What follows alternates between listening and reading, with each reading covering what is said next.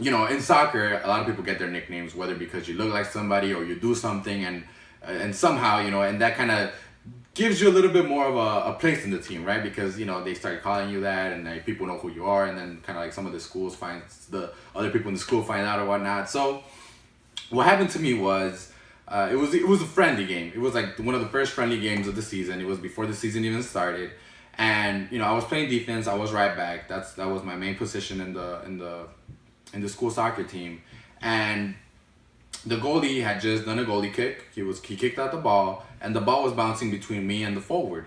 And usually, as a defense, you're supposed to try and get to the ball before it bounces, right? Because if it bounces before you, it might bounce over you, and it's more likely that the forward's gonna beat you to it because you got to turn around, right? So I saw that the ball was coming my way, and it was bouncing, pretty high.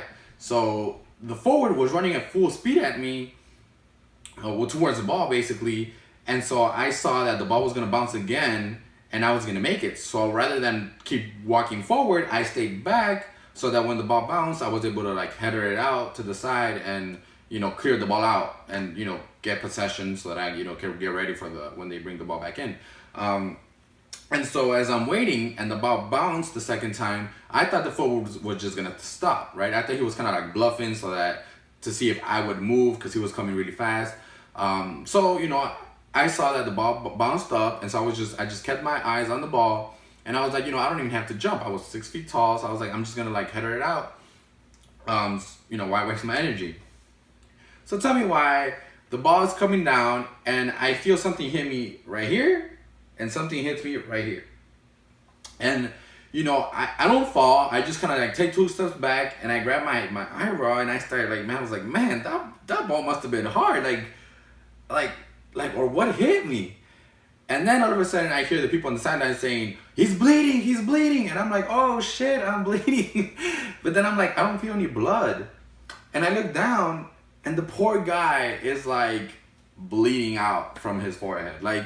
He literally, the blood's just dripping down his face.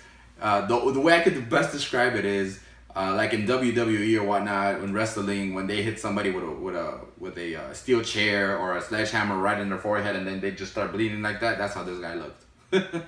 And so I looked at him and I was like, oh shit, like what happened to him? No.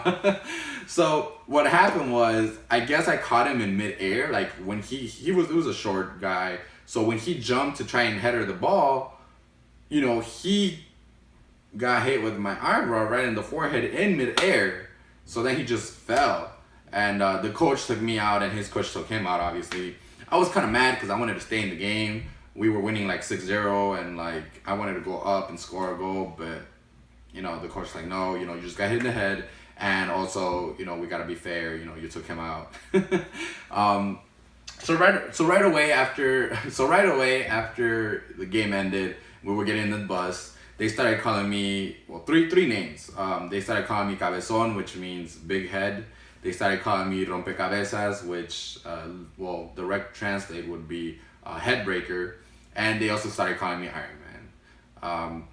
I think the main name that they would mostly call me was Rompecabezas, which is head breaker. That's the main one that kind of stuck.